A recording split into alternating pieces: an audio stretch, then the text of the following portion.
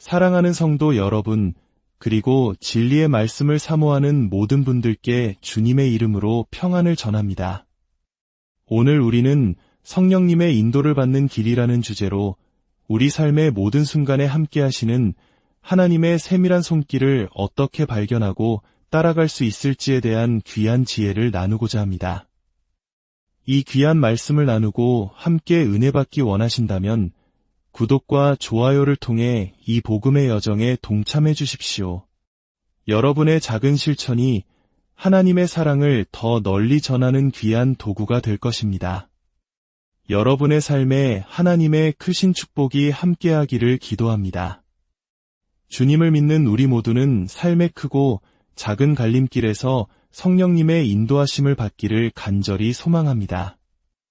하지만 그 구체적인 방법을 알지 못해 애태우는 경우가 많습니다. 성령님의 인도하심은 단 한두 가지의 정해진 공식으로 나타나는 것이 아니기 때문입니다. 하나님께서는 그분의 선하신 뜻에 따라 쓰니 다양한 방법으로 우리를 이끄십니다. 오늘 우리는 그 여러 가지 방법에 대해 함께 알아보고자 합니다. 첫째로, 성령님은 특별 계시를 통해 우리에게 하나님의 뜻을 보여주십니다. 여기서 말하는 특별 계시란 꿈, 환상, 그리고 예언의 음성과 같은 것들을 의미합니다. 성경 사도행전 2장 17절과 18절은 이렇게 말씀합니다. 하나님이 말씀하시기를 말세에 내가 내 영을 모든 육체에 부어 주리니 너희의 자녀들은 예언할 것이요 너희의 젊은이들은 환상을 보고 너희의 늙은이들은 꿈을 꾸리라. 그때에 내가 내 영을 내 남종과 여종들에게 부어 주리니 그들이 예언할 것이요. 이 말씀처럼 하나님께서는 예언과 환상 그리고 꿈을 통해 말씀하십니다. 특히 성경을 보면 하나님께서 꿈을 얼마나 중요하게 사용하셨는지 알 수 있습니다. 세상 사람들은 꿈 같은 소리라며 헛된 희망을 비웃기도 하지만 하나님께서는 인류 역사상 가장 중요한 소식을 바로 꿈을 통해 전하셨습니다. 그것은 바로 하나님의 아들 예수 그리스도의 탄생 소식이었습니다. 주님께서는 이 놀라운 계획을 환상이나 직접적인 예언이 아닌 요셉의 꿈을 통해 알려주셨습니다. 마태복음 1장 말씀을 보면 약혼자 마리아의 임신 소식에 고뇌하던 의로운 사람 요셉에게 주의 사자가 꿈에 나타나 말합니다.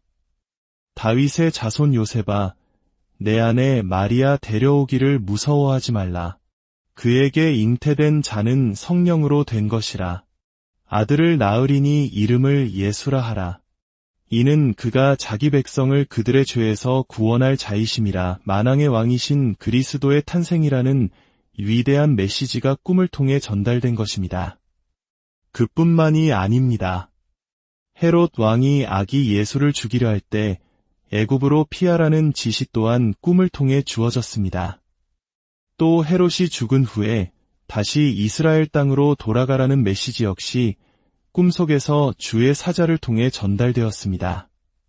그렇다면 우리가 꾸는 모든 꿈이 하나님의 메시지일까요? 그렇지는 않습니다. 대부분은 우리의 생각과 염려가 뒤섞인 소위 개꿈일 때가 많습니다. 하지만 꿈속에서 예수님이나 천사가 나타나 분명한 메시지를 전달할 때 우리는 그것을 하나님께서 주시는 특별한 계시로 받아들일 수 있습니다. 단순히 과식을 해서 속이 불편해 꾸는 꿈이 아니라 하나님의 사자가 나타나 전하는 말씀에는 영적인 무게와 권위가 있습니다.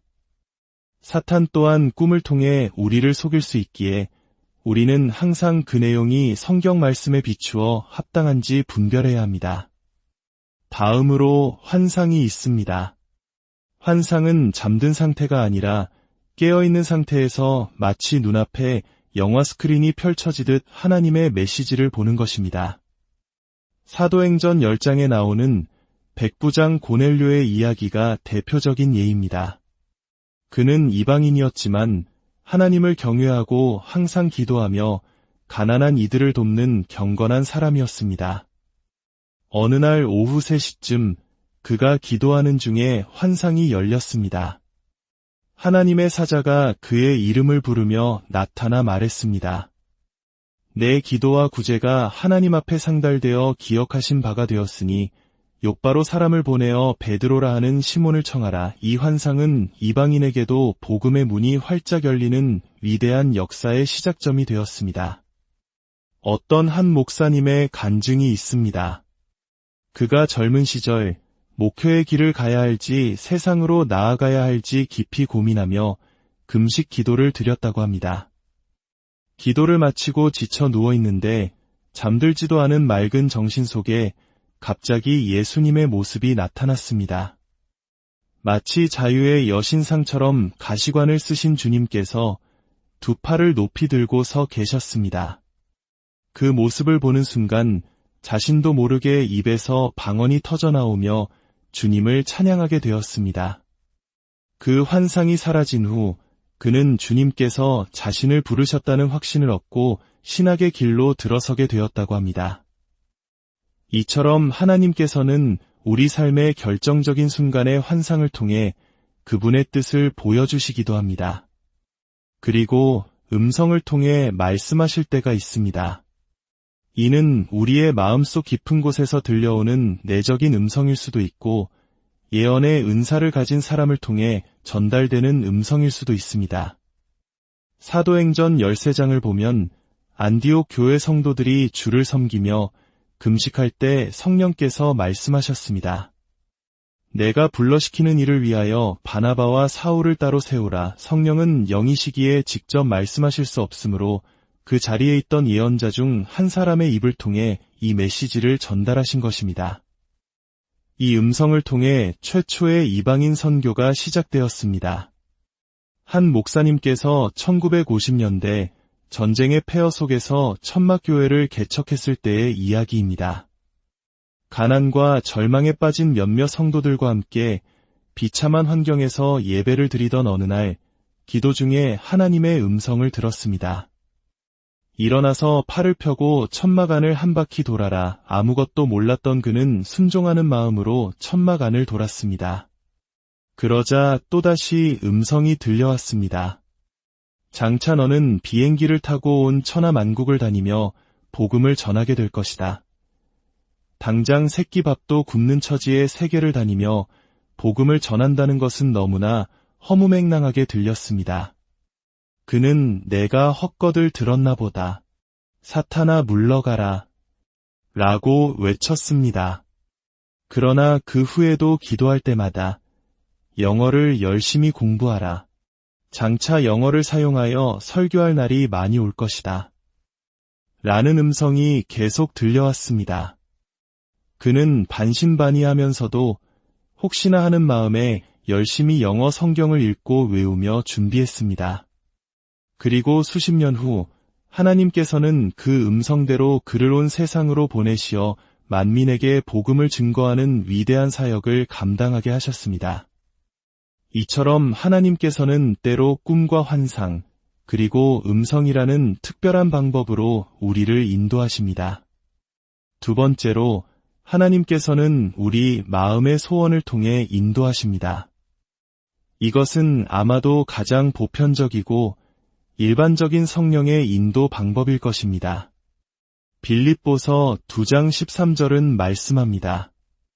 너희 안에서 행하시는 이는 하나님이시니 자기의 기쁘신 뜻을 위하여 너희에게 소원을 두고 행하게 하시나니 성령께서 우리 마음속에 어떤 일에 대한 뜨거운 소원을 일으켜 주시는 것입니다. 이것은 그저 막연한 바람이 아닙니다. 기도하면 할수록 그 소원은 더욱 강렬해지고 사라지지 않으며 그 소원을 생각할 때 마음에 세상이 줄 수 없는 기쁨과 평안이 함께 찾아옵니다.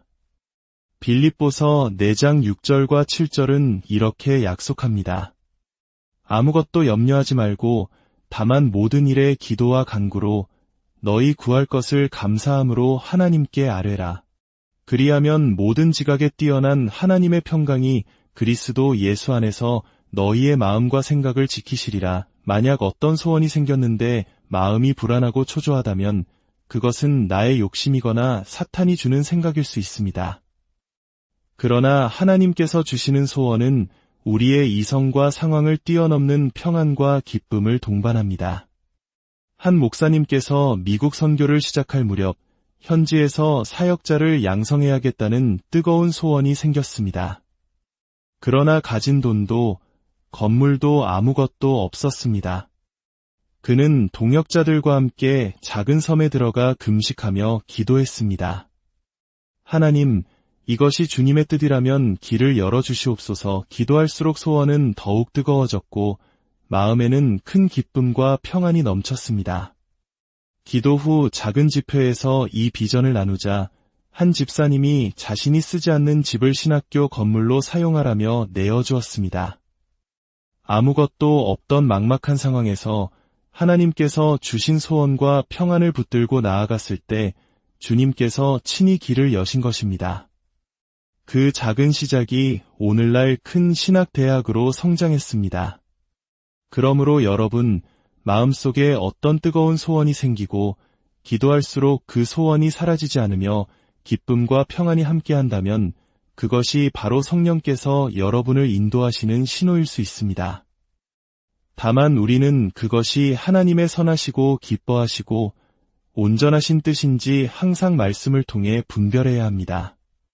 셋째로, 하나님께서는 우리를 둘러싼 주위 환경을 통해 인도하십니다. 특별한 계시나 마음의 소원이 없더라도 여러 상황들이 마치 나를 한 방향으로 몰아가는 것처럼 느껴질 때가 있습니다. 요한복음 16장 13절에서 예수님은 말씀하십니다. 진리의 성령이 오시면 그가 너희를 모든 진리 가운데로 인도하시리니 성령님께서는 때로 환경의 문을 여시고 닫으심으로써 우리가 가야 할 길을 알려주십니다. 이 길 외에는 다른 길이 보이지 않도록 상황을 만들어 가시는 것입니다. 한국의 한 대형교회가 서대문에 있을 때의 이야기입니다. 교인이 10,000명을 넘어서자 주일마다 일대 교통이 마비되었습니다. 결국 시청에서 더 이상 예배를 드릴 수 없으니 교회를 이전하라는 명령이 내려왔습니다. 하지만 교회는 가난했고 수중에 가진 돈은 거의 없었습니다. 장로님들 사이에서는 산꼭대기에 판자촌을 사서 옮기자, 정부와 싸우자, 교회를 여러 개로 쪼개자는 등 의견이 분분했습니다. 목사님은 간절히 기도했습니다. 바로 그때 서울시에서 여의도를 개발한다는 계획을 발표했습니다. 그 시절 여의도는 허허벌판 모래섬에 불과했습니다. 비가 오면 물에 잠기고 전기나 수도, 교통편도 제대로 없던 곳이었습니다. 그러나 모든 환경이 마치 약속이나 한 듯이 여의도로 가야만 하는 상황으로 흘러갔습니다. 우연히 연결된 서울시 관계자를 통해 땅값을 나중에 분할하여 갚는 조건으로 부지를 확보할 수 있게 되었습니다. 교인들의 반대는 극심했습니다. 그런 허허벌판에 가서 어떻게 목회를 하려느냐며 모두가 반대했습니다. 목사님이 깊은 고심에 빠져 있을 때 한 권사님이 다급하게 찾아와 꿈 이야기를 했습니다. 꿈에 보니 서대문 교회에 있던 거대한 왕벌 한 마리가 꿀벌떼를 이끌고 날아가더니 여의도 모래사장에 앉아 거대한 벌집을 짓더라는 것이었습니다. 권사님은 교회가 망할 징조라며 걱정했지만 목사님은 그 꿈을 통해 하나님의 응답을 받았습니다. 왕벌은 바로 자신이며 꿀벌떼는 성도들이고 여의도로 가는 것이 하나님의 뜻이라는 확신을 얻었습니다. 그렇게 환경에 이끌려 순종했을 때 하나님께서는 그 황량한 모래섬 위에 세계적인 교회를 세우는 놀라운 역사를 이루셨습니다.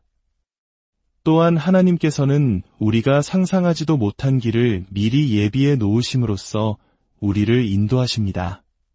고린도전서 2장 9절은 말합니다.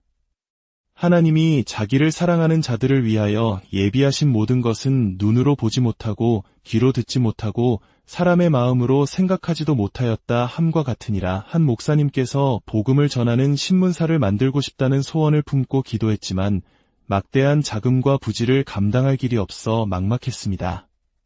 그래서 하나님께 이런 조건을 걸고 기도했다고 합니다.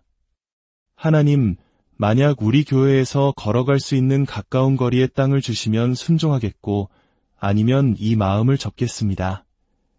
사실상 하지 않으려는 핑계였습니다. 교회 근처에 그런 큰 땅이 있을 리가 없었기 때문입니다.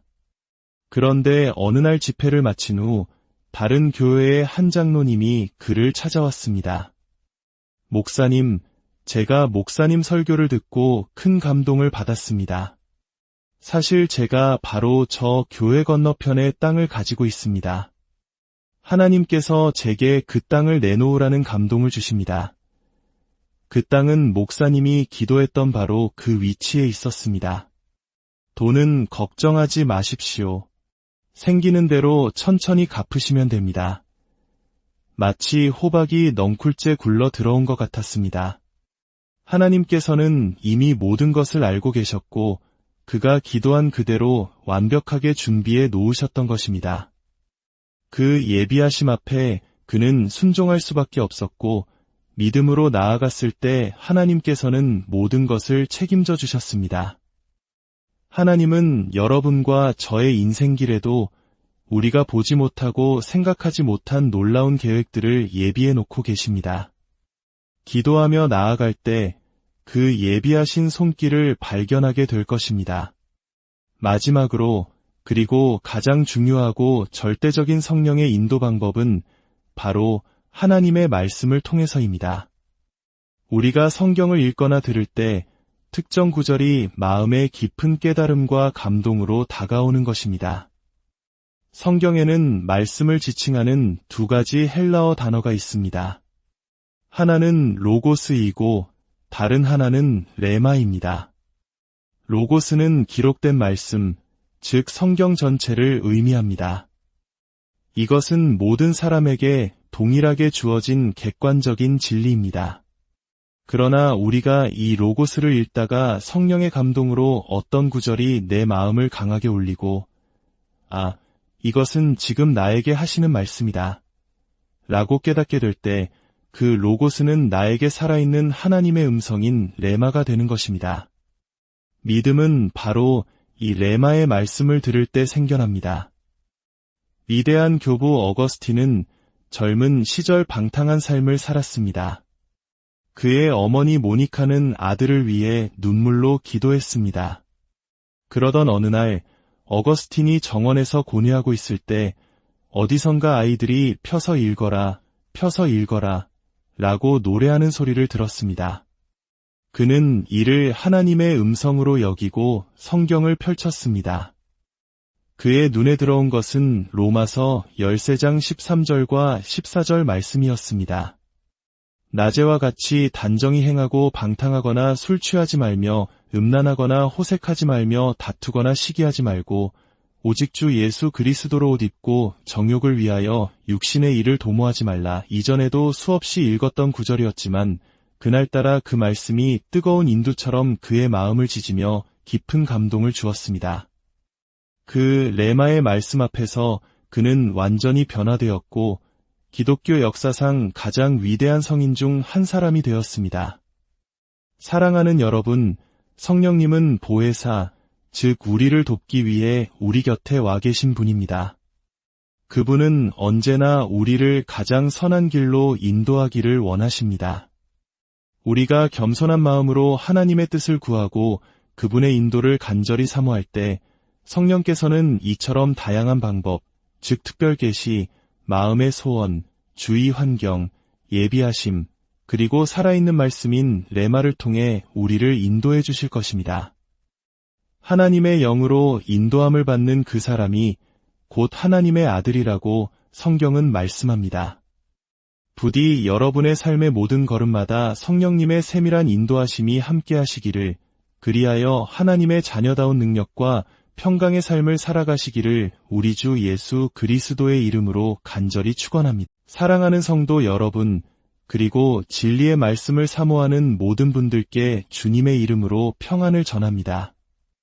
오늘 우리는 성령님의 인도를 받는 길이라는 주제로 우리 삶의 모든 순간에 함께 하시는 하나님의 세밀한 손길을 어떻게 발견하고 따라갈 수 있을지에 대한 귀한 지혜를 나누고자 합니다. 이 귀한 말씀을 나누고 함께 은혜 받기 원하신다면 구독과 좋아요를 통해 이 복음의 여정에 동참해 주십시오. 여러분의 작은 실천이 하나님의 사랑을 더 널리 전하는 귀한 도구가 될 것입니다. 여러분의 삶에 하나님의 크신 축복이 함께하기를 기도합니다. 주님을 믿는 우리 모두는 삶의 크고 작은 갈림길에서 성령님의 인도하심을 받기를 간절히 소망합니다. 하지만 그 구체적인 방법을 알지 못해 애태우는 경우가 많습니다. 성령님의 인도하심은 단 한두 가지의 정해진 공식으로 나타나는 것이 아니기 때문입니다. 하나님께서는 그분의 선하신 뜻에 따라 쓰니 다양한 방법으로 우리를 이끄십니다. 오늘 우리는 그 여러 가지 방법에 대해 함께 알아보고자 합니다. 첫째로, 성령님은 특별 계시를 통해 우리에게 하나님의 뜻을 보여주십니다.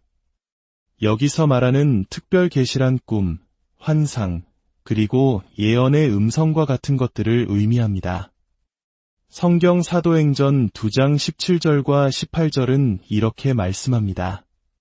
하나님이 말씀하시기를 말세에 내가 내 영을 모든 육체에 부어 주리니 너희의 자녀들은 예언할 것이요 너희의 젊은이들은 환상을 보고 너희의 늙은이들은 꿈을 꾸리라. 그때에 내가 내 영을 내 남종과 여종들에게 부어 주리니 그들이 예언할 것이요. 이 말씀처럼 하나님께서는 예언과 환상 그리고 꿈을 통해 말씀하십니다. 특히 성경을 보면 하나님께서 꿈을 얼마나 중요하게 사용하셨는지 알 수 있습니다. 세상 사람들은 꿈 같은 소리라며 헛된 희망을 비웃기도 하지만 하나님께서는 인류 역사상 가장 중요한 소식을 바로 꿈을 통해 전하셨습니다. 그것은 바로 하나님의 아들 예수 그리스도의 탄생 소식이었습니다. 주님께서는 이 놀라운 계획을 환상이나 직접적인 예언이 아닌 요셉의 꿈을 통해 알려주셨습니다. 마태복음 1장 말씀을 보면 약혼자 마리아의 임신 소식에 고뇌하던 의로운 사람 요셉에게 주의 사자가 꿈에 나타나 말합니다. 다윗의 자손 요셉아, 내 아내 마리아 데려오기를 무서워하지 말라. 그에게 잉태된 자는 성령으로 된 것이라. 아들을 낳으리니 이름을 예수라 하라. 이는 그가 자기 백성을 그들의 죄에서 구원할 자이심이라. 만왕의 왕이신 그리스도의 탄생이라는 위대한 메시지가 꿈을 통해 전달된 것입니다. 그뿐만이 아닙니다. 헤롯 왕이 아기 예수를 죽이려 할 때 애굽으로 피하라는 지시 또한 꿈을 통해 주어졌습니다. 또 헤롯이 죽은 후에 다시 이스라엘 땅으로 돌아가라는 메시지 역시 꿈속에서 주의 사자를 통해 전달되었습니다.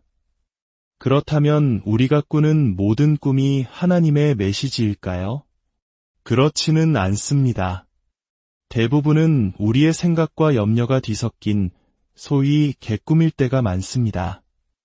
하지만 꿈속에서 예수님이나 천사가 나타나 분명한 메시지를 전달할 때 우리는 그것을 하나님께서 주시는 특별한 계시로 받아들일 수 있습니다. 단순히 과식을 해서 속이 불편해 꾸는 꿈이 아니라 하나님의 사자가 나타나 전하는 말씀에는 영적인 무게와 권위가 있습니다. 사탄 또한 꿈을 통해 우리를 속일 수 있기에 우리는 항상 그 내용이 성경 말씀에 비추어 합당한지 분별해야 합니다. 다음으로 환상이 있습니다. 환상은 잠든 상태가 아니라 깨어있는 상태에서 마치 눈앞에 영화 스크린이 펼쳐지듯 하나님의 메시지를 보는 것입니다. 사도행전 10장에 나오는 백부장 고넬료의 이야기가 대표적인 예입니다. 그는 이방인이었지만 하나님을 경외하고 항상 기도하며 가난한 이들을 돕는 경건한 사람이었습니다. 어느 날 오후 3시쯤 그가 기도하는 중에 환상이 열렸습니다. 하나님의 사자가 그의 이름을 부르며 나타나 말했습니다. 내 기도와 구제가 하나님 앞에 상달되어 기억하신 바가 되었으니 욥바로 사람을 보내어 베드로라 하는 시몬을 청하라. 이 환상은 이방인에게도 복음의 문이 활짝 열리는 위대한 역사의 시작점이 되었습니다. 어떤 한 목사님의 간증이 있습니다. 그가 젊은 시절 목회의 길을 가야 할지 세상으로 나아가야 할지 깊이 고민하며 금식 기도를 드렸다고 합니다. 기도를 마치고 지쳐 누워 있는데 잠들지도 않은 맑은 정신 속에 갑자기 예수님의 모습이 나타났습니다. 마치 자유의 여신상처럼 가시관을 쓰신 주님께서 두 팔을 높이 들고 서 계셨습니다.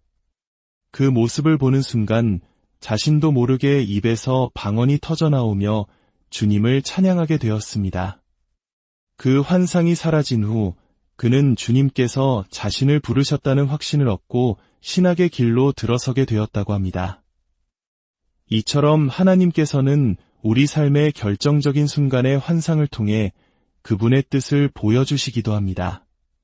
그리고 음성을 통해 말씀하실 때가 있습니다. 이는 우리의 마음속 깊은 곳에서 들려오는 내적인 음성일 수도 있고 예언의 은사를 가진 사람을 통해 전달되는 음성일 수도 있습니다. 사도행전 13장을 보면 안디옥 교회 성도들이 주를 섬기며 금식할 때 성령께서 말씀하셨습니다.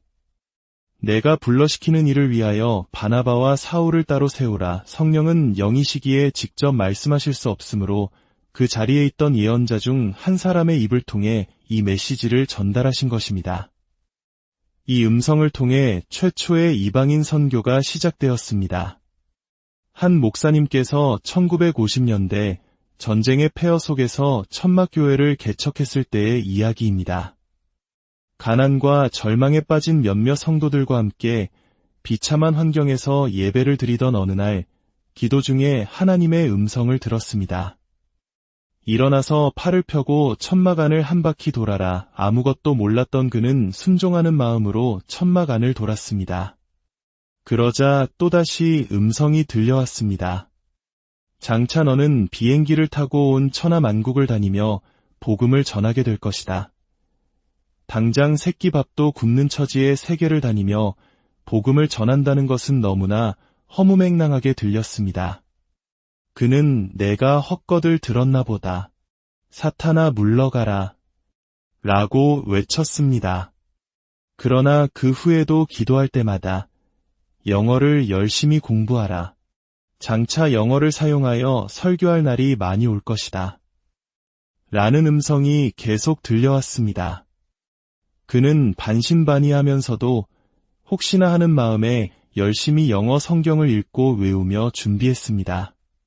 그리고 수십 년 후 하나님께서는 그 음성대로 그를 온 세상으로 보내시어 만민에게 복음을 증거하는 위대한 사역을 감당하게 하셨습니다. 이처럼 하나님께서는 때로 꿈과 환상, 그리고 음성이라는 특별한 방법으로 우리를 인도하십니다. 두 번째로 하나님께서는 우리 마음의 소원을 통해 인도하십니다. 이것은 아마도 가장 보편적이고 일반적인 성령의 인도 방법일 것입니다.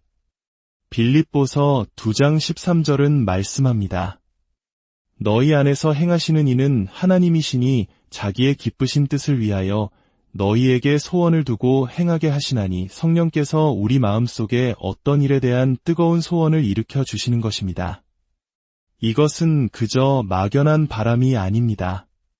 기도하면 할수록 그 소원은 더욱 강렬해지고 사라지지 않으며 그 소원을 생각할 때 마음에 세상이 줄 수 없는 기쁨과 평안이 함께 찾아옵니다. 빌립보서 4장 6절과 7절은 이렇게 약속합니다. 아무것도 염려하지 말고 다만 모든 일에 기도와 간구로 너희 구할 것을 감사함으로 하나님께 아뢰라. 그리하면 모든 지각에 뛰어난 하나님의 평강이 그리스도 예수 안에서 너희의 마음과 생각을 지키시리라. 만약 어떤 소원이 생겼는데 마음이 불안하고 초조하다면 그것은 나의 욕심이거나 사탄이 주는 생각일 수 있습니다. 그러나 하나님께서 주시는 소원은 우리의 이성과 상황을 뛰어넘는 평안과 기쁨을 동반합니다. 한 목사님께서 미국 선교를 시작할 무렵 현지에서 사역자를 양성해야겠다는 뜨거운 소원이 생겼습니다. 그러나 가진 돈도 건물도 아무것도 없었습니다. 그는 동역자들과 함께 작은 섬에 들어가 금식하며 기도했습니다.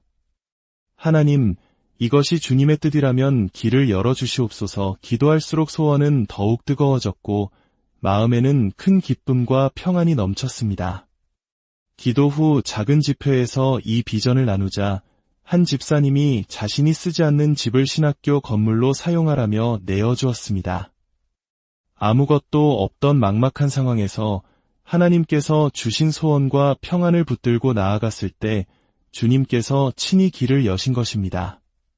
그 작은 시작이 오늘날 큰 신학대학으로 성장했습니다. 그러므로 여러분, 마음속에 어떤 뜨거운 소원이 생기고 기도할수록 그 소원이 사라지지 않으며 기쁨과 평안이 함께한다면 그것이 바로 성령께서 여러분을 인도하시는 신호일 수 있습니다. 다만 우리는 그것이 하나님의 선하시고 기뻐하시고 온전하신 뜻인지 항상 말씀을 통해 분별해야 합니다. 셋째로, 하나님께서는 우리를 둘러싼 주위 환경을 통해 인도하십니다. 특별한 계시나 마음의 소원이 없더라도 여러 상황들이 마치 나를 한 방향으로 몰아가는 것처럼 느껴질 때가 있습니다. 요한복음 16장 13절에서 예수님은 말씀하십니다. 진리의 성령이 오시면 그가 너희를 모든 진리 가운데로 인도하시리니 성령님께서는 때로 환경의 문을 여시고 닫으심으로써 우리가 가야 할 길을 알려주십니다. 이 길 외에는 다른 길이 보이지 않도록 상황을 만들어 가시는 것입니다. 한국의 한 대형교회가 서대문에 있을 때의 이야기입니다. 교인이 10,000명을 넘어서자 주일마다 일대 교통이 마비되었습니다. 결국 시청에서 더 이상 예배를 드릴 수 없으니 교회를 이전하라는 명령이 내려왔습니다. 하지만 교회는 가난했고 수중에 가진 돈은 거의 없었습니다. 장로님들 사이에서는 산꼭대기에 판자촌을 사서 옮기자, 정부와 싸우자, 교회를 여러 개로 쪼개자는 등 의견이 분분했습니다. 목사님은 간절히 기도했습니다. 바로 그때 서울시에서 여의도를 개발한다는 계획을 발표했습니다. 그 시절 여의도는 허허벌판 모래섬에 불과했습니다. 비가 오면 물에 잠기고 전기나 수도, 교통편도 제대로 없던 곳이었습니다. 그러나 모든 환경이 마치 약속이나 한 듯이 여의도로 가야만 하는 상황으로 흘러갔습니다. 우연히 연결된 서울시 관계자를 통해 땅값을 나중에 분할하여 갚는 조건으로 부지를 확보할 수 있게 되었습니다. 교인들의 반대는 극심했습니다. 그런 허허벌판에 가서 어떻게 목회를 하려느냐며 모두가 반대했습니다. 목사님이 깊은 고심에 빠져 있을 때 한 권사님이 다급하게 찾아와 꿈 이야기를 했습니다. 꿈에 보니 서대문 교회에 있던 거대한 왕벌 한 마리가 꿀벌떼를 이끌고 날아가더니 여의도 모래사장에 앉아 거대한 벌집을 짓더라는 것이었습니다. 권사님은 교회가 망할 징조라며 걱정했지만 목사님은 그 꿈을 통해 하나님의 응답을 받았습니다. 왕벌은 바로 자신이며 꿀벌떼는 성도들이고 여의도로 가는 것이 하나님의 뜻이라는 확신을 얻었습니다. 그렇게 환경에 이끌려 순종했을 때 하나님께서는 그 황량한 모래섬 위에 세계적인 교회를 세우는 놀라운 역사를 이루셨습니다.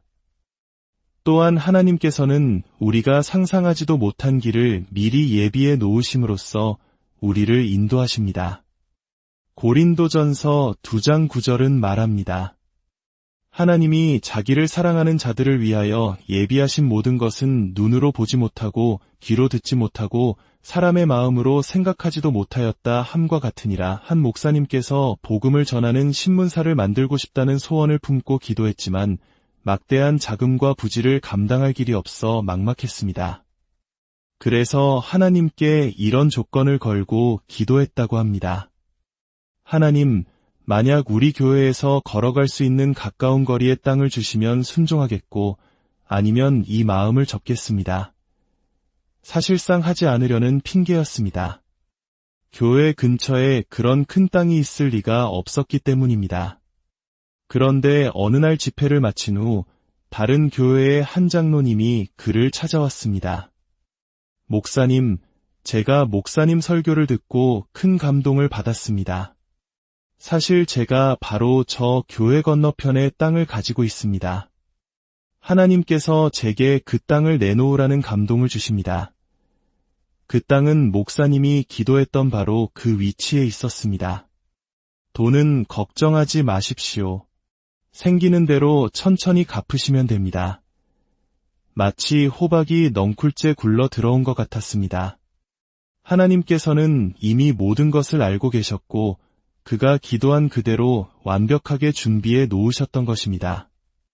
그 예비하심 앞에 그는 순종할 수밖에 없었고 믿음으로 나아갔을 때 하나님께서는 모든 것을 책임져 주셨습니다.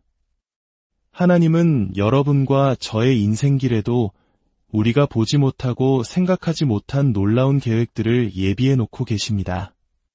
기도하며 나아갈 때 그 예비하신 손길을 발견하게 될 것입니다. 마지막으로 그리고 가장 중요하고 절대적인 성령의 인도 방법은 바로 하나님의 말씀을 통해서입니다.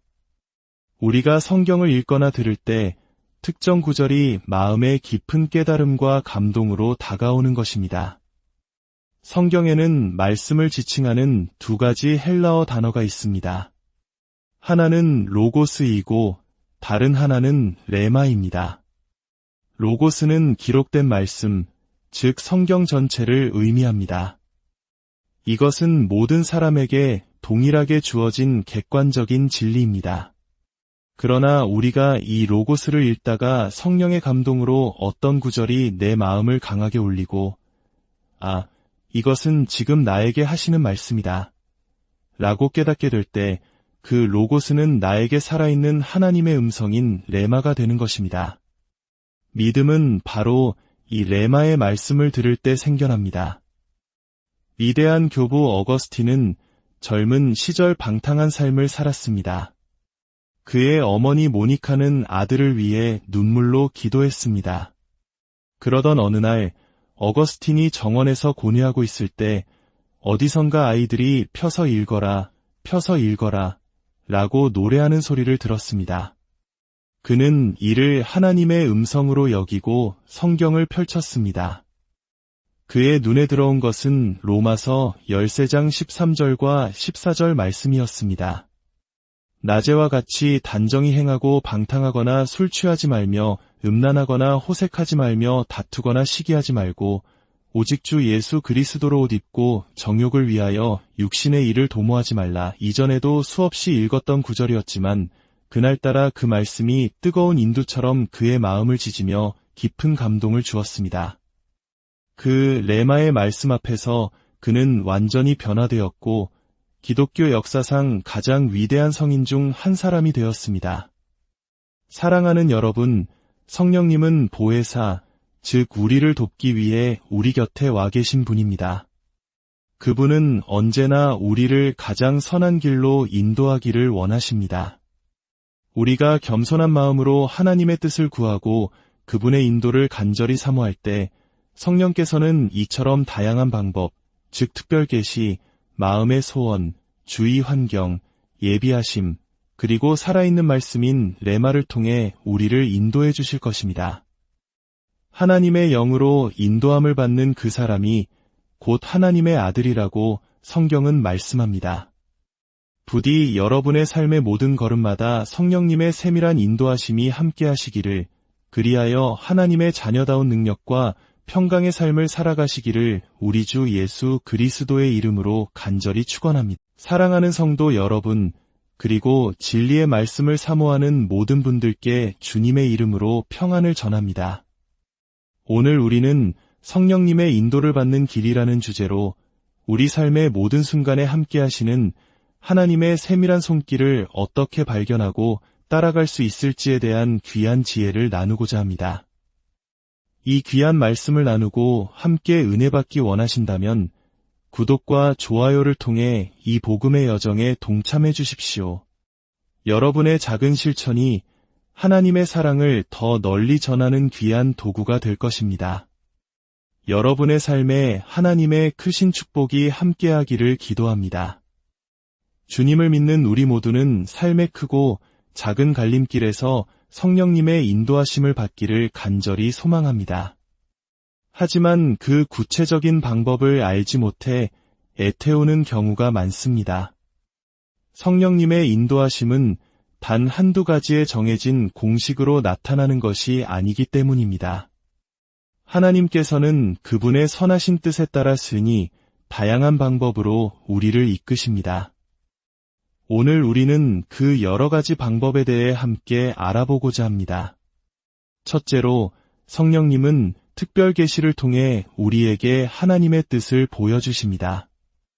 여기서 말하는 특별 계시란 꿈, 환상, 그리고 예언의 음성과 같은 것들을 의미합니다. 성경 사도행전 2장 17절과 18절은 이렇게 말씀합니다.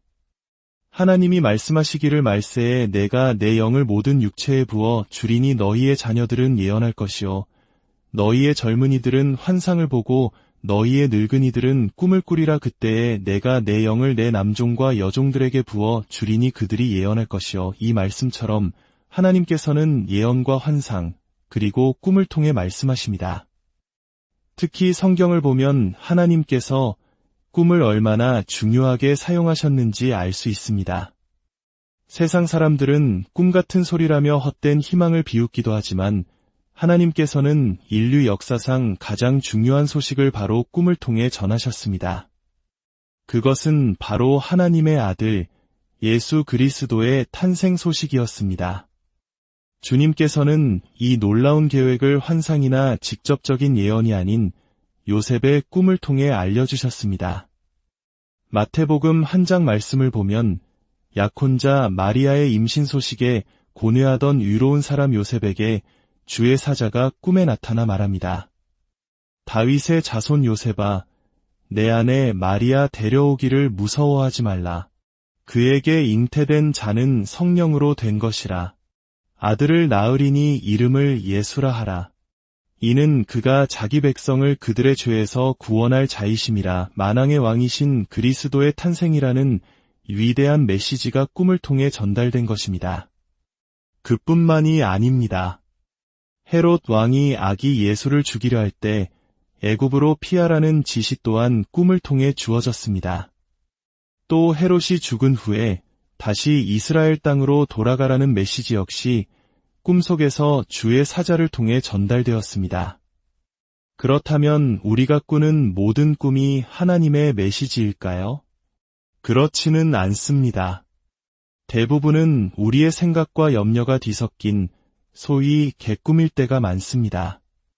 하지만 꿈속에서 예수님이나 천사가 나타나 분명한 메시지를 전달할 때 우리는 그것을 하나님께서 주시는 특별한 계시로 받아들일 수 있습니다.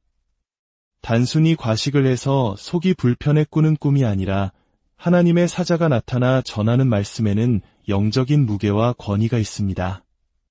사탄 또한 꿈을 통해 우리를 속일 수 있기에 우리는 항상 그 내용이 성경 말씀에 비추어 합당한지 분별해야 합니다. 다음으로 환상이 있습니다.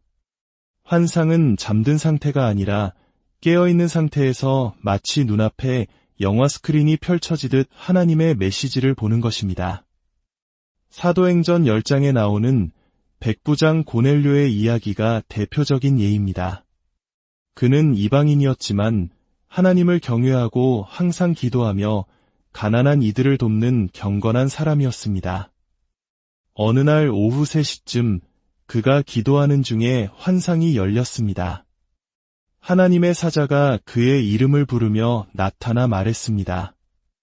내 기도와 구제가 하나님 앞에 상달되어 기억하신 바가 되었으니 욥바로 사람을 보내어 베드로라 하는 시몬을 청하라. 이 환상은 이방인에게도 복음의 문이 활짝 열리는 위대한 역사의 시작점이 되었습니다. 어떤 한 목사님의 간증이 있습니다.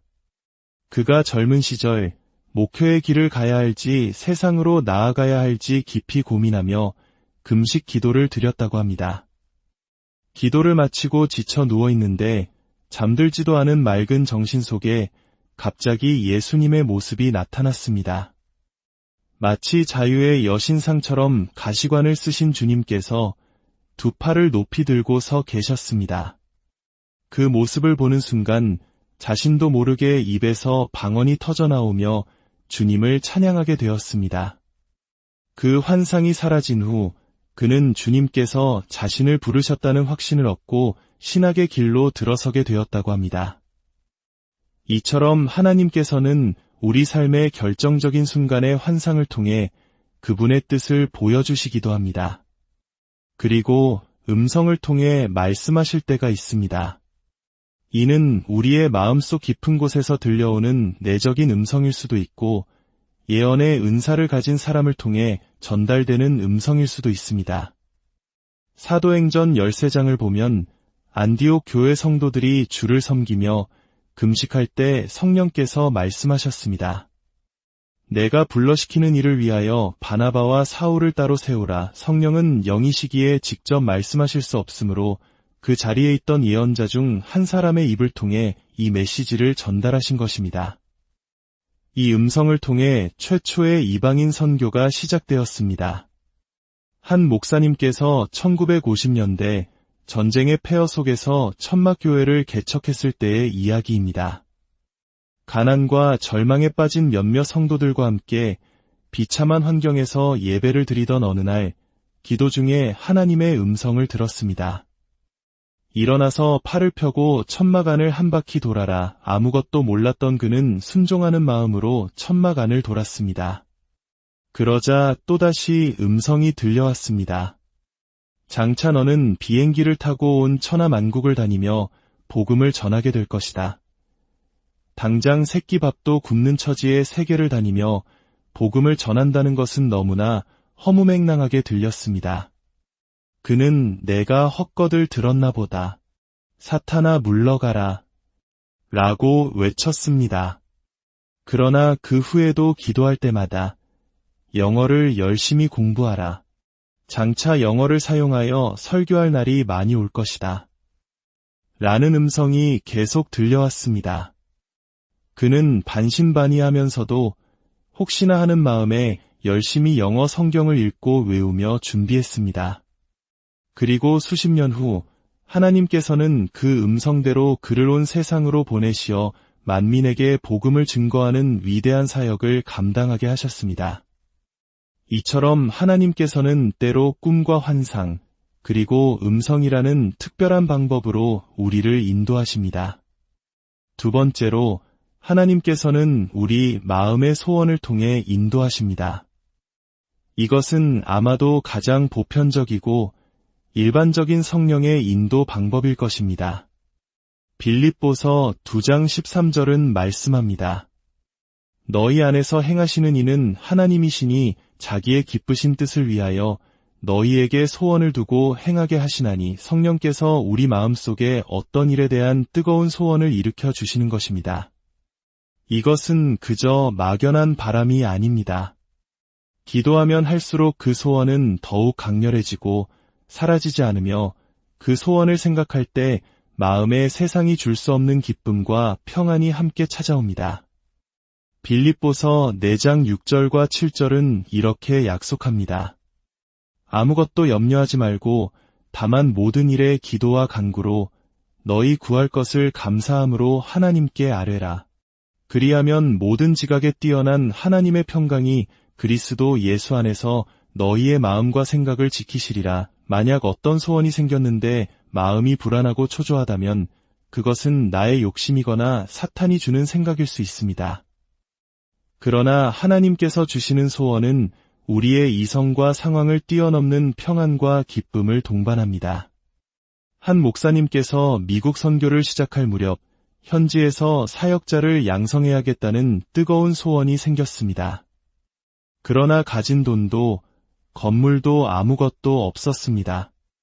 그는 동역자들과 함께 작은 섬에 들어가 금식하며 기도했습니다.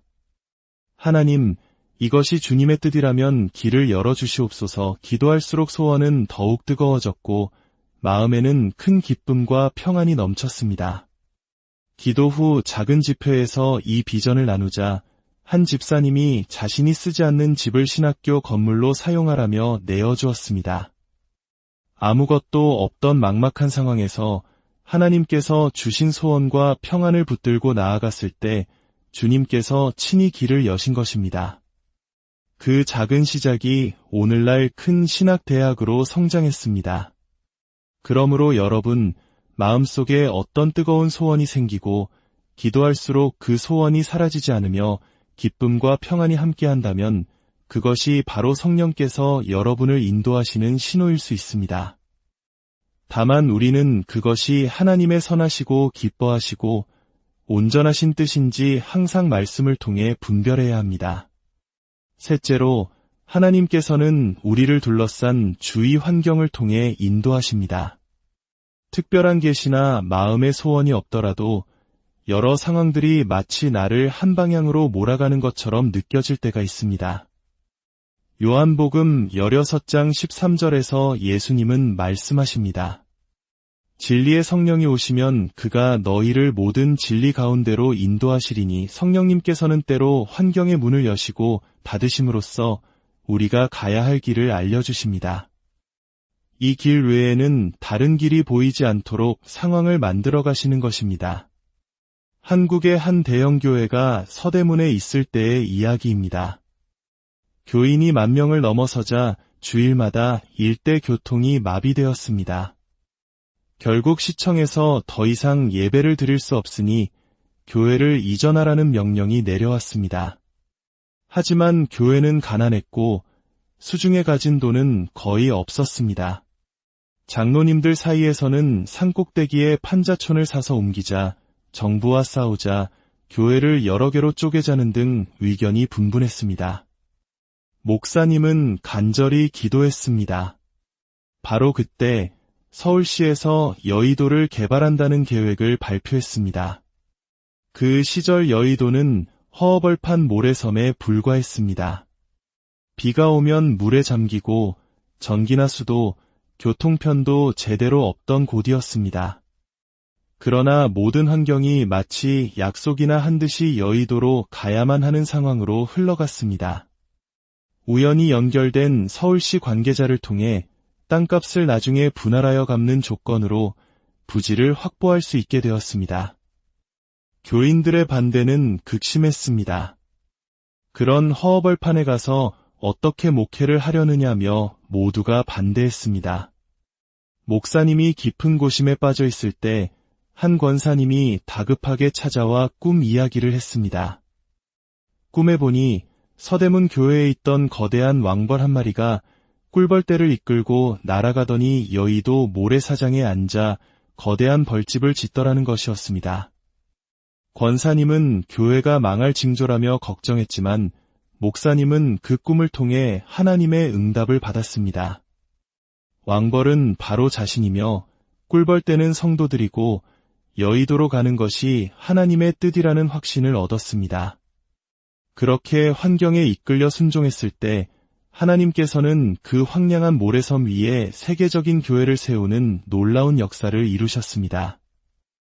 또한 하나님께서는 우리가 상상하지도 못한 길을 미리 예비해 놓으심으로써 우리를 인도하십니다. 고린도전서 2장 9절은 말합니다. 하나님이 자기를 사랑하는 자들을 위하여 예비하신 모든 것은 눈으로 보지 못하고 귀로 듣지 못하고 사람의 마음으로 생각하지도 못하였다 함과 같으니라. 한 목사님께서 복음을 전하는 신문사를 만들고 싶다는 소원을 품고 기도했지만 막대한 자금과 부지를 감당할 길이 없어 막막했습니다. 그래서 하나님께 이런 조건을 걸고 기도했다고 합니다. 하나님, 만약 우리 교회에서 걸어갈 수 있는 가까운 거리의 땅을 주시면 순종하겠고 아니면 이 마음을 접겠습니다. 사실상 하지 않으려는 핑계였습니다. 교회 근처에 그런 큰 땅이 있을 리가 없었기 때문입니다. 그런데 어느 날 집회를 마친 후 다른 교회의 한 장로님이 그를 찾아왔습니다. 목사님, 제가 목사님 설교를 듣고 큰 감동을 받았습니다. 사실 제가 바로 저 교회 건너편에 땅을 가지고 있습니다. 하나님께서 제게 그 땅을 내놓으라는 감동을 주십니다. 그 땅은 목사님이 기도했던 바로 그 위치에 있었습니다. 돈은 걱정하지 마십시오. 생기는 대로 천천히 갚으시면 됩니다. 마치 호박이 넝쿨째 굴러 들어온 것 같았습니다. 하나님께서는 이미 모든 것을 알고 계셨고 그가 기도한 그대로 완벽하게 준비해 놓으셨던 것입니다. 그 예비하심 앞에 그는 순종할 수밖에 없었고 믿음으로 나아갔을 때 하나님께서는 모든 것을 책임져 주셨습니다.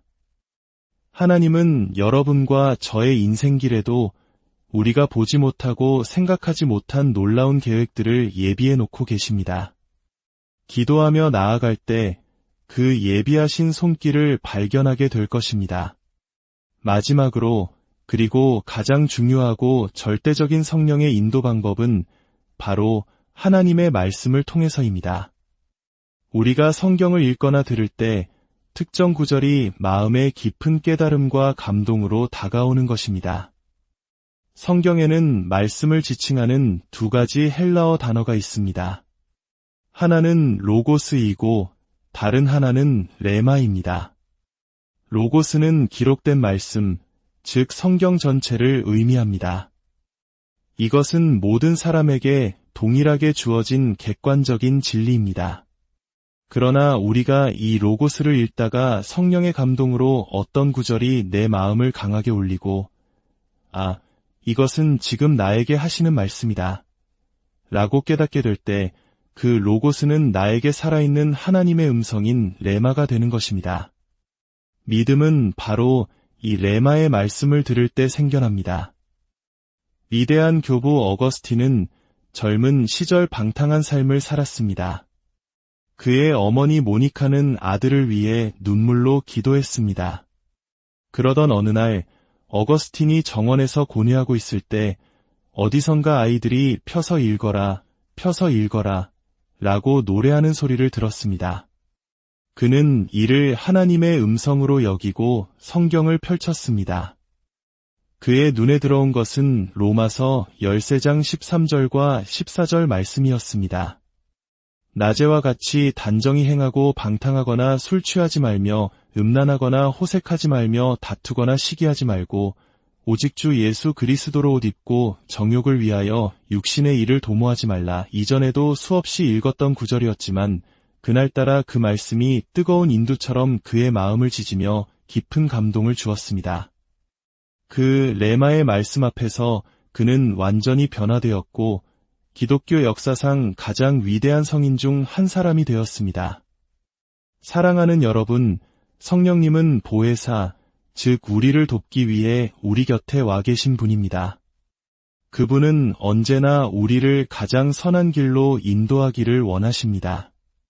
우리가 겸손한 마음으로 하나님의 뜻을 구하고 그분의 인도를 간절히 사모할 때 성령께서는 이처럼 다양한 방법, 즉 특별계시, 마음의 소원, 주의 환경, 예비하심, 그리고 살아있는 말씀인 레마를 통해 우리를 인도해 주실 것입니다.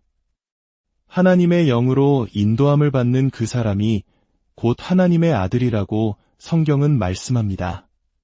부디 여러분의 삶의 모든 걸음마다 성령님의 세밀한 인도하심이 함께 하시기를, 그리하여 하나님의 자녀다운 능력과 평강의 삶을 살아가시기를 우리 주 예수 그리스도의 이름으로 간절히 축원합니다. 사랑하는 성도 여러분, 그리고 진리의 말씀을 사모하는 모든 분들께 주님의 이름으로 평안을 전합니다. 오늘 우리는 성령님의 인도를 받는 길이라는 주제로 우리 삶의 모든 순간에 함께 하시는 하나님의 세밀한 손길을 어떻게 발견하고 따라갈 수 있을지에 대한 귀한 지혜를 나누고자 합니다. 이 귀한 말씀을 나누고 함께 은혜 받기 원하신다면 구독과 좋아요를 통해 이 복음의 여정에 동참해 주십시오. 여러분의 작은 실천이 하나님의 사랑을 더 널리 전하는 귀한 도구가 될 것입니다. 여러분의 삶에 하나님의 크신 축복이 함께하기를 기도합니다. 주님을 믿는 우리 모두는 삶의 크고 작은 갈림길에서 성령님의 인도하심을 받기를 간절히 소망합니다. 하지만 그 구체적인 방법을 알지 못해 애태우는 경우가 많습니다. 성령님의 인도하심은 단 한두 가지에 정해진 공식으로 나타나는 것이 아니기 때문입니다. 하나님께서는 그분의 선하신 뜻에 따라 쓰니 다양한 방법으로 우리를 이끄십니다. 오늘 우리는 그 여러 가지 방법에 대해 함께 알아보고자 합니다. 첫째로, 성령님은 특별 계시를 통해 우리에게 하나님의 뜻을 보여주십니다.